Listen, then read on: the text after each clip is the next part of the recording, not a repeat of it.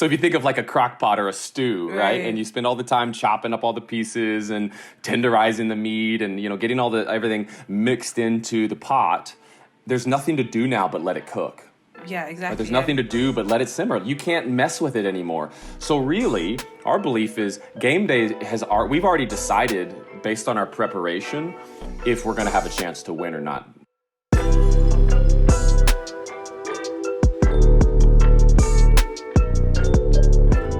Hello and welcome to the ALU podcast, Entrepreneur Leadership in Africa, where we explore more on being a bold entrepreneur leader. I'm your host, Savannah Olo, and today I have with me Justin Macdonald. Justin uses his expertise and his experience as a marketer to help people and their teams perform better through useful, practical, and helpful systems. You find it obvious that he loves American football, hence being the founder of Authority Football and the Chorus Academy.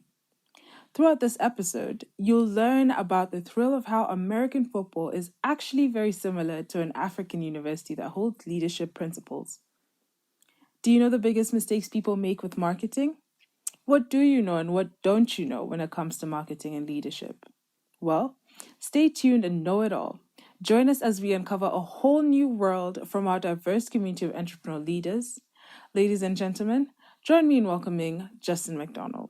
Justin, first of all, thank you so much for being with us today. It's been great interacting with you outside the podcast and all that good stuff. But maybe for the people who are listening in today, you can tell us about yourself and how you got to learn about ALU and join ALU as well.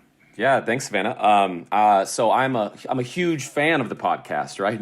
Not just because we're part of the marketing team that has helped support and facilitate it with you guys, but I literally am a fan. It's one of the few podcasts I listen to on my midday runs. So this is super cool. I'm a fanboy as well.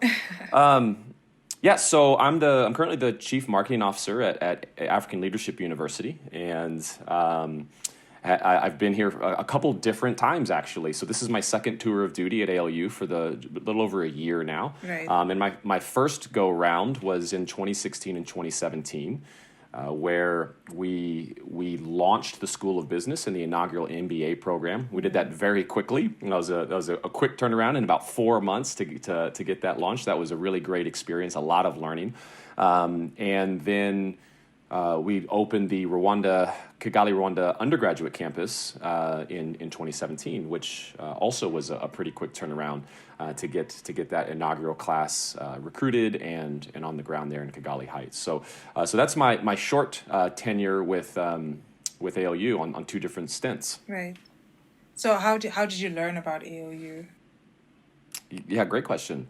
I think everybody has a different origin story with ALU, and it's interesting the longer ALU's been around, where those origin stories, where they intersect. Yeah. So for me, I got a call from Fred Swaniker, the founder and at the time CEO of ALU, and they were looking, and he was looking to scale ALU's recruitment quickly, and the idea was, I think that first class, there was only, 80 or 90 spots for students in the first class.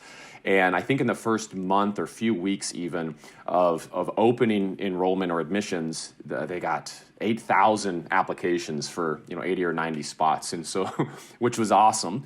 And also realized, hey, we've got to create systems. We've got to create and organize our data. We've got to create systems for communication, and then we want to be able to scale this more rapidly. And at the time, the vision was the same vision that Fred had shared in his 2014 TED Talk around 25 campuses around the continent, 10,000 students on each campus across the continent. So by the year 2060, there would be 250,000 students active on the campuses at any given time, right? And by that time, you'd have 3 million ethical entrepreneur leaders that ALU had helped connect and empower. Yeah. And so that was the mission, and that was the goal at the time too. So is how do we create systems for scale to do that across the entire continent, and that's where that's where my background is in digital marketing systems, CRM, and organizing data, and to do so through automation to create really personalized experiences, but to create personalized experiences at scale. hence being the person who helps people and their teams perform better through useful, practical, and simple systems.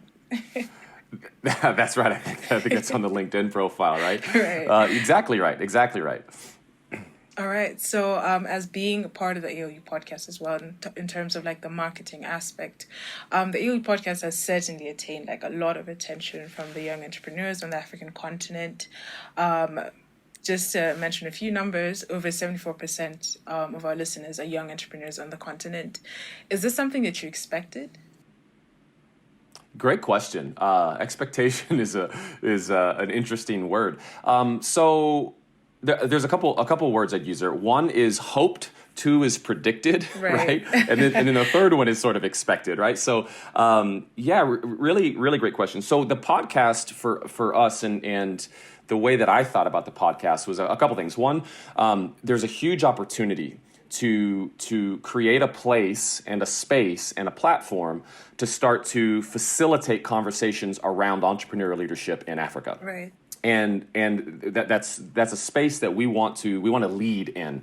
And the podcast is a channel and a medium to try to do that. So initially, and this is our general approach to marketing, which is really a lot of experimentation. One of the frameworks I like to think about when I think about entrepreneurship, businesses, and even teams is sort of a 3-stage framework of stabilize, explore, expand. So anytime you run into business, anytime you got a team, like your core duty is to stabilize the core revenue engine, the core elements of the business. Exactly. But if that's all you're ever doing, you can't innovate, you can't try new things, you can't find new things, you can't begin to expand, whether it's your products or expand your footprint in your marketing or expand your partnerships or your network and so forth.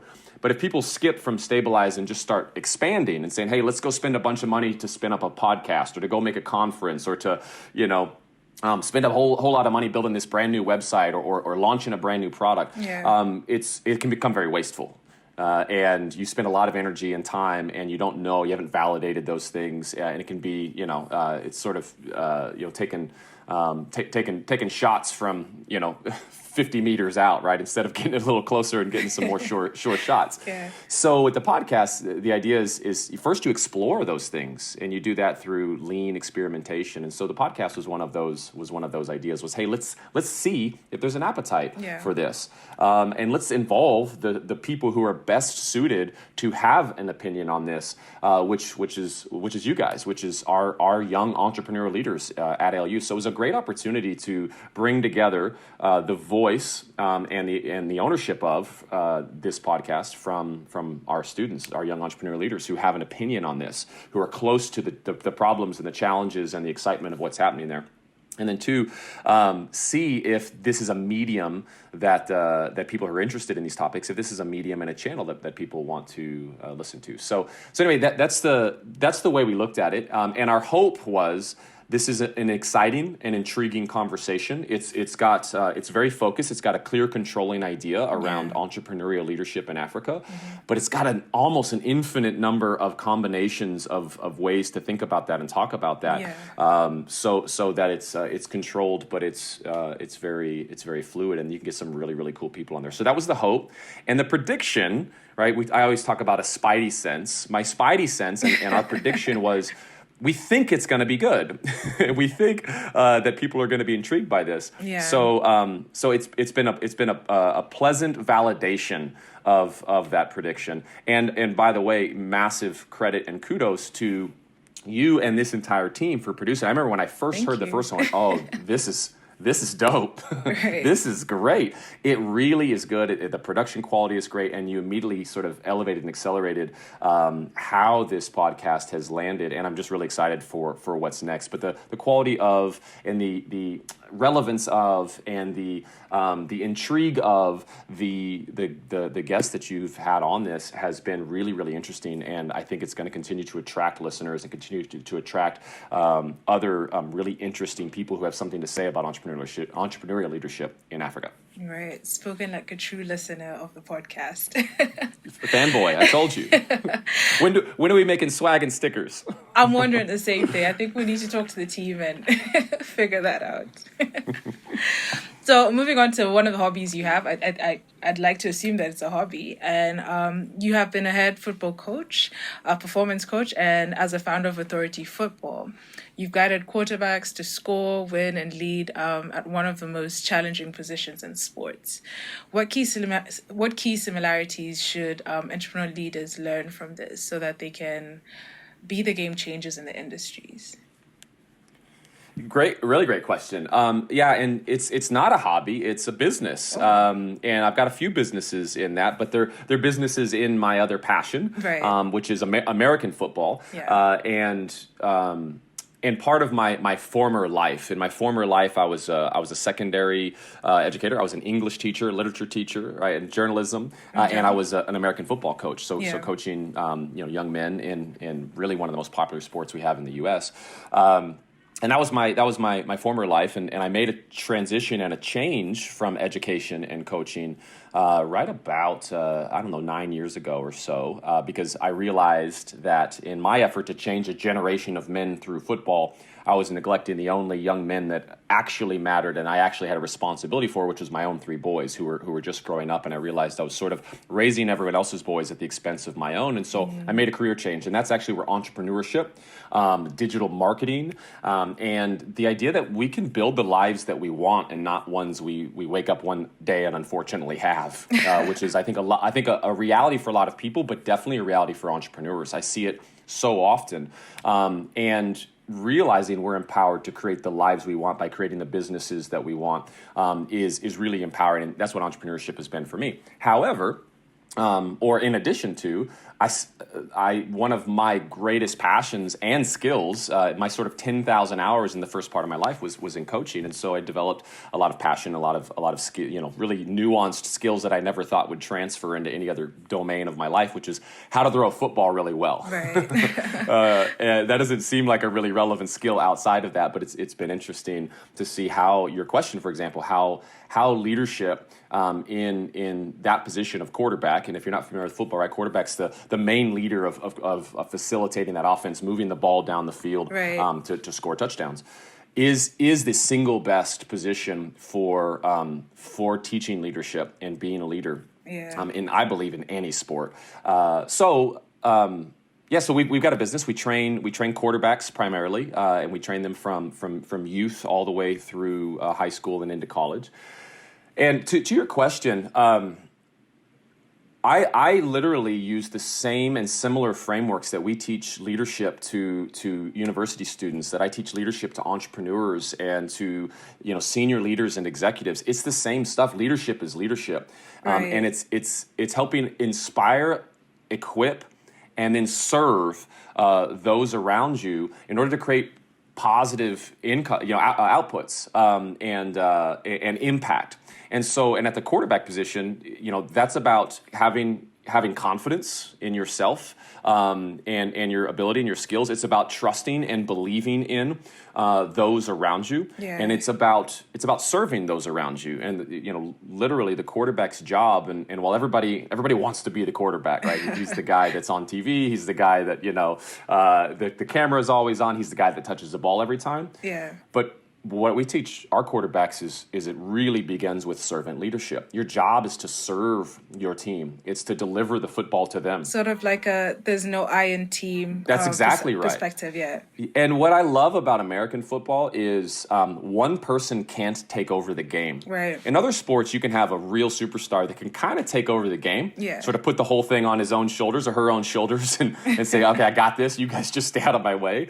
And football, it doesn't work that way. And I love the parallels between that and business and teams in the business setting and the entrepreneurial setting, because everyone is dependent on everyone else doing their job. If the big offensive linemen who are supposed to protect the quarterback, if they have a breakdown, then he can't throw the ball. Or if they have a breakdown, the running back can't get through. If the receivers don't run the right route or they drop the ball, then everything else that works to perfection doesn't lend itself to success. So it's coordinating all those things. It's having patience and grace, but also having a high standard of excellence, which is all about what happens off the field and before the games. It's about preparation. It's about trust. It's about spending that time together. so that you know when it's game time, you have to trust that everybody's going to do their job, and also understand that people are going to make mistakes. And so it's about how quickly and with what attitude you respond to adversity, and not just react to adversity. And that's what I love about football, is it helps accelerate some of those lessons that if we don't play sports, sometimes it takes us much later in life to figure out how we want to respond to adversity, because it is inevitable. Yeah. Wow. So with all that said about football and your passion for it and how you've applied it into your entrepreneurial lessons or things that you teach people outside of football, how is game day at your place?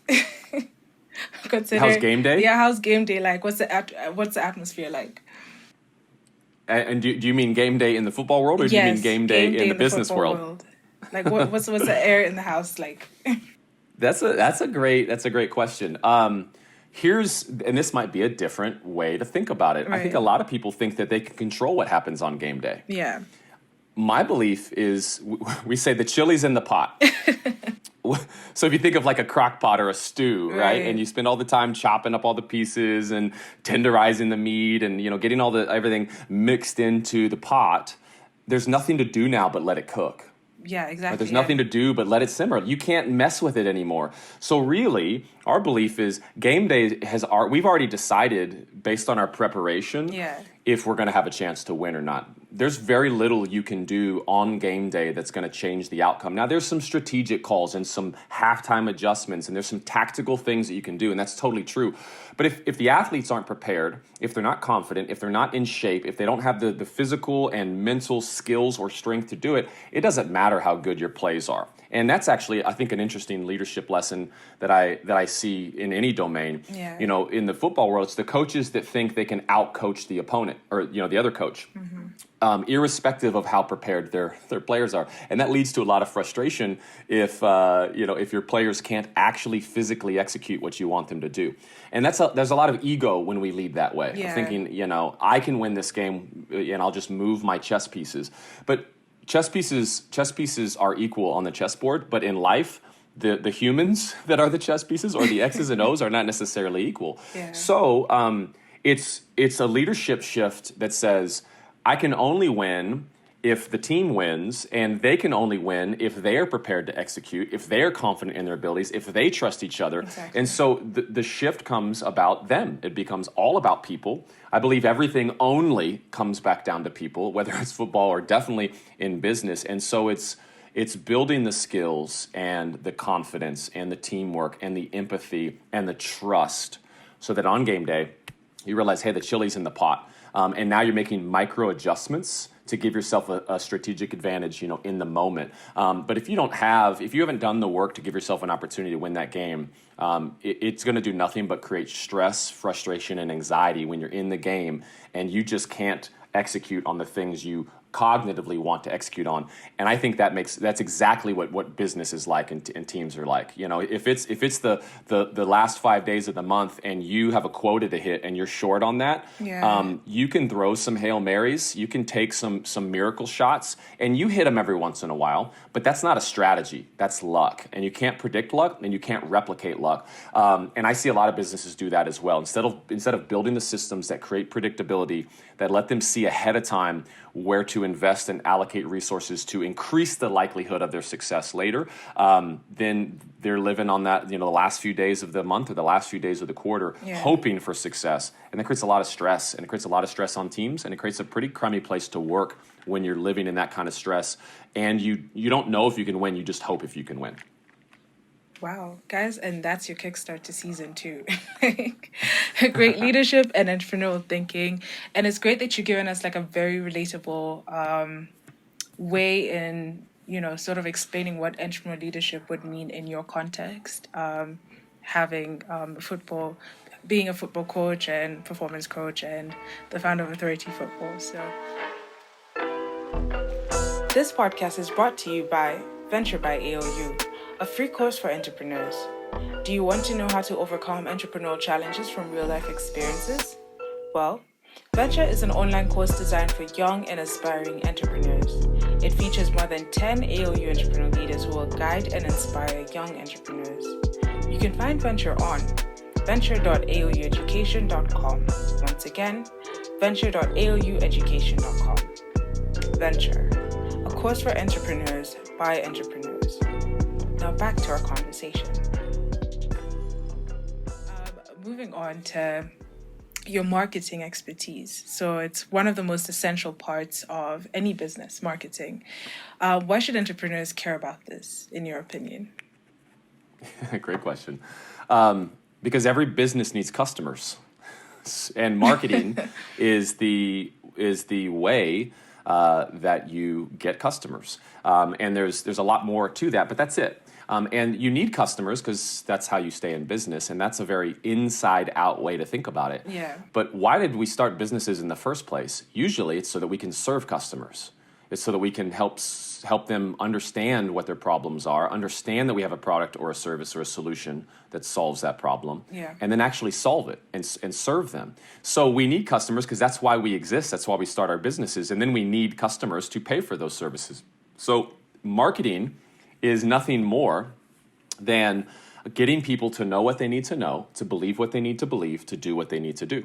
So the marketing collateral, the marketing tactics, the marketing plays are ultimately about simply accomplishing that. It's about knowing that you've got a product that solves someone's problem, getting clear on how you explain the problem that your product solves, and then getting someone to believe that the best possible thing they can do right now to solve that problem is to do business with you, whatever that looks like.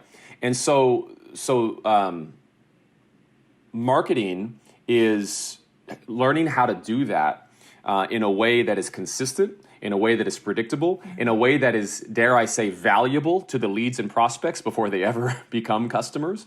And then to do that really well and then to deliver on your service or product so that your customers, your clients, become raving fans and advocates and actually do your marketing for you, right? Because they represent your ideal customer. They have experienced the transformation and benefit that you provide them with your products and solutions, and they then begin to tell the world for you, which means your cost of acquisition goes down. It means the sales cycle decreases, and people, at the end of the day, they only do business with people they know, like, and trust. And if we can accelerate how people know, like, and trust our brand or us as entrepreneurs, then they are going to buy more quickly, more easily, and that makes everything in our business better. And it creates margin, it creates profit, it creates resources that we can reallocate into our business to explore and expand other things, as well as spend time leading our business. And that's one of the biggest shackles I see entrepreneurs put themselves in, is not having enough margin in their business. And when I say margin, I mean financial profit margin, because their model is dysfunctional, and also time and energy margin, so that they can invest that back in the places they want to invest it, both in the business with people, leading people, helping them get clear on their goals, helping them improve their skills and their performance and those things, but also investing that time back in the things that matter most to us as humans. And I believe the things that we serve should serve us back.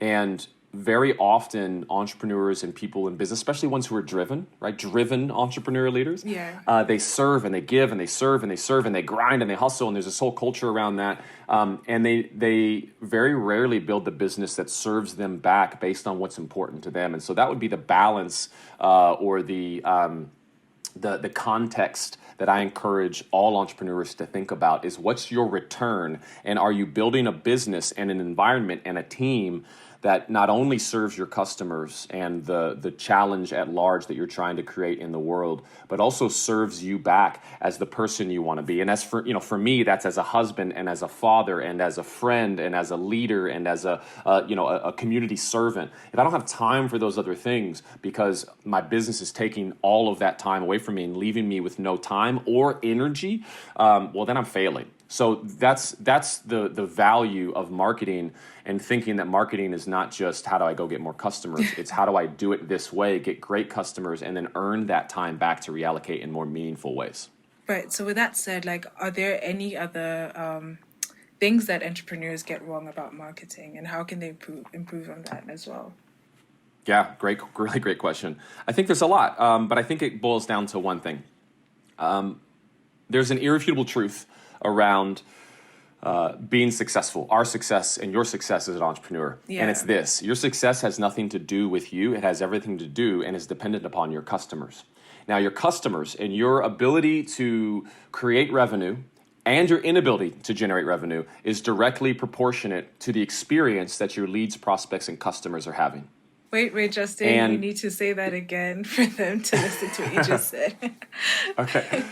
Your success and your revenue is directly proportionate to the experience that your leads, prospects, and customers are having. Oof, okay.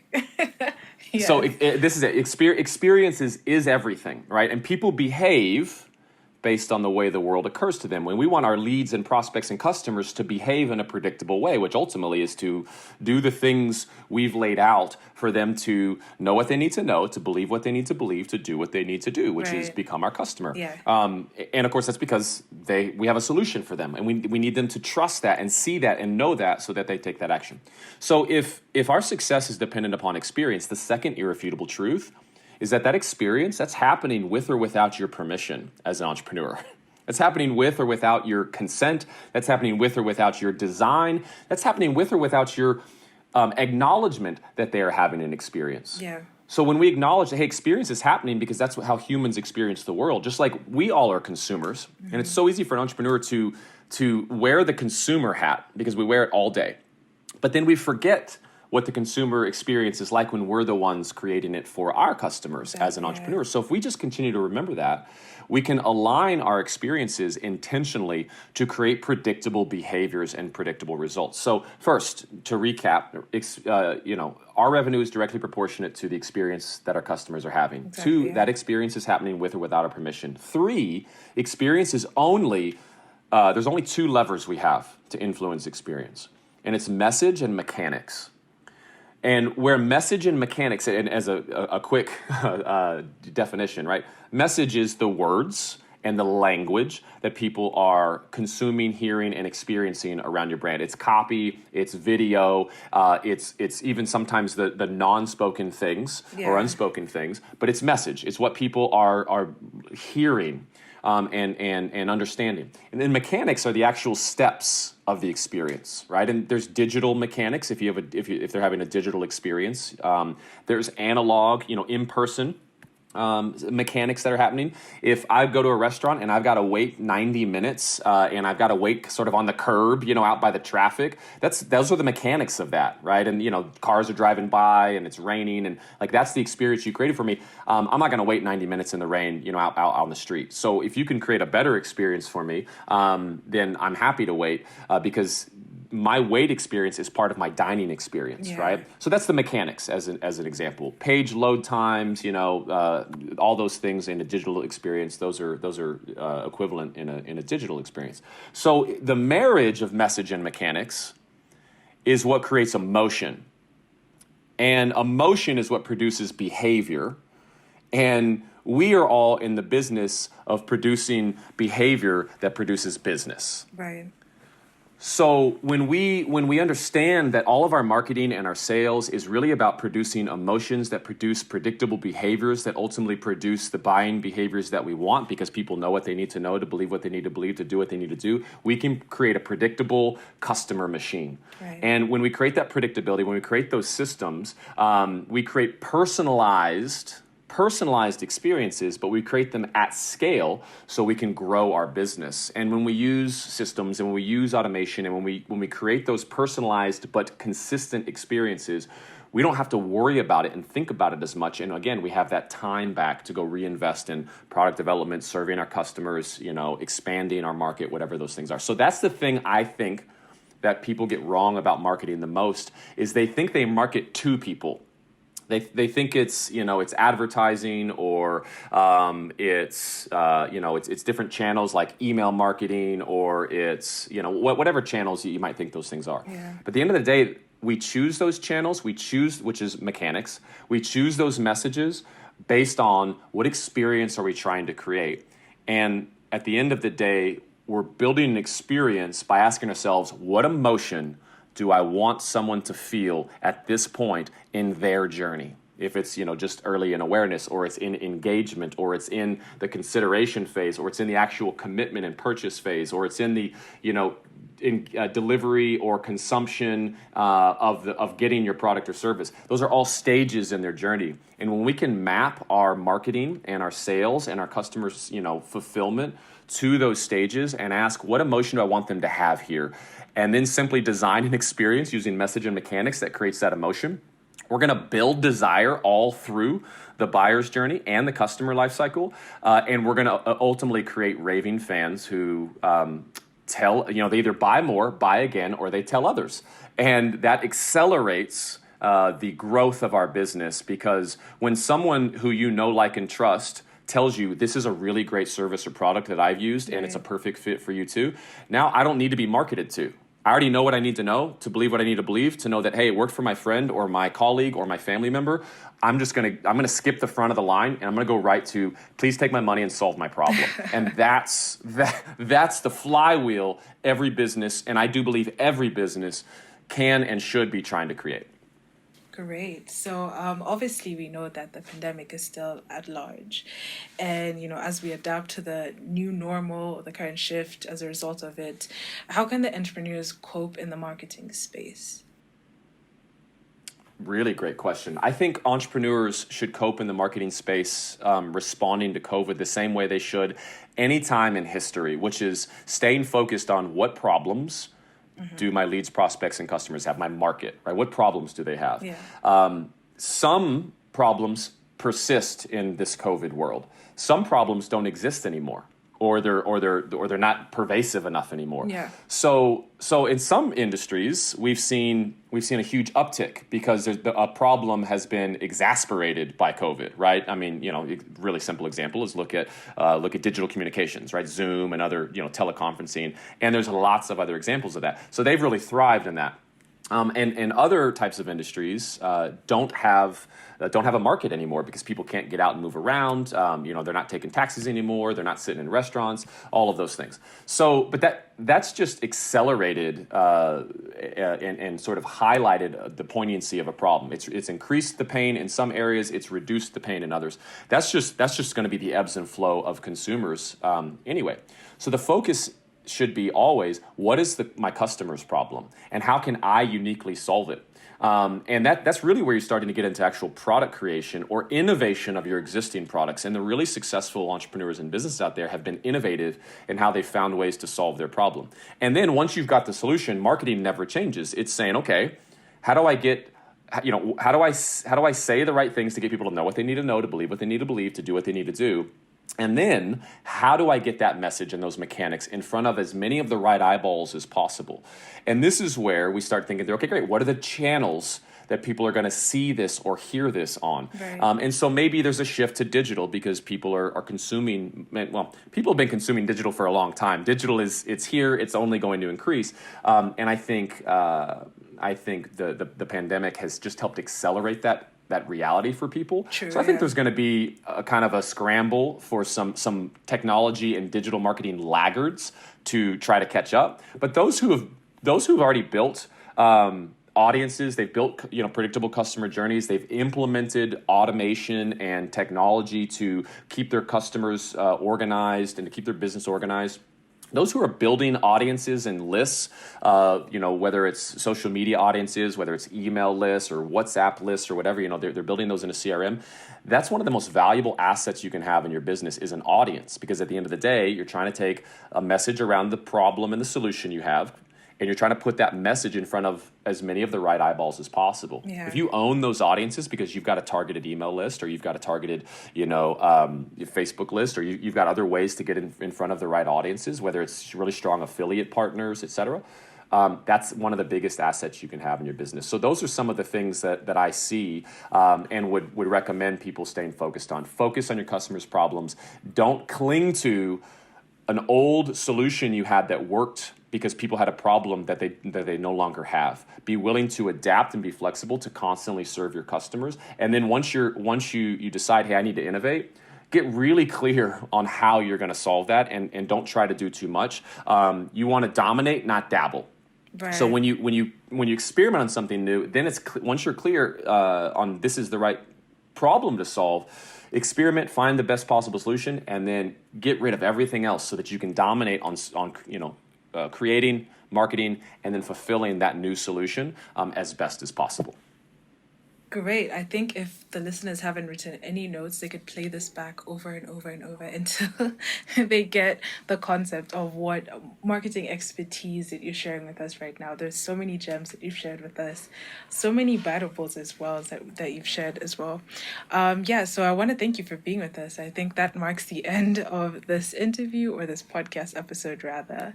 So yeah, Justin, thank you so much for being with us today. It's been a pleasure.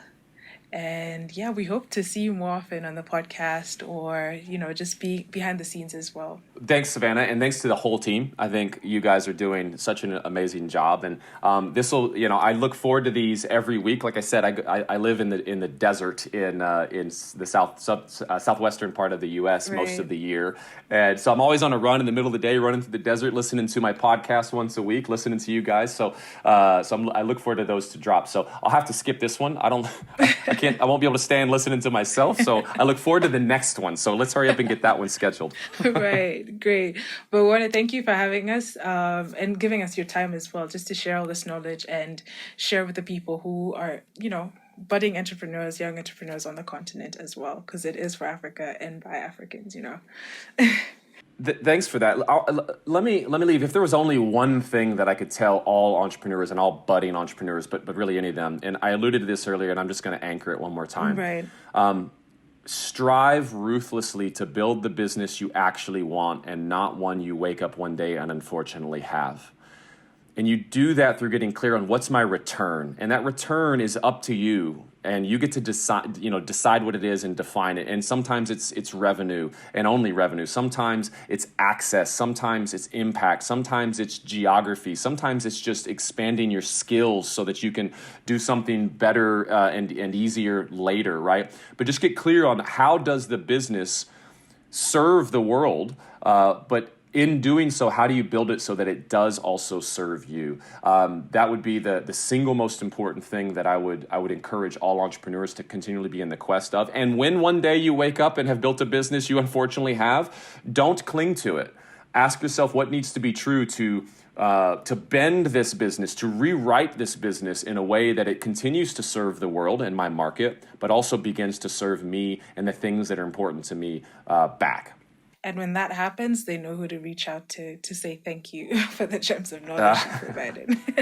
Well, thanks so much for your time, Savannah. A lot of fun. Keep up the great work. Thank you so much.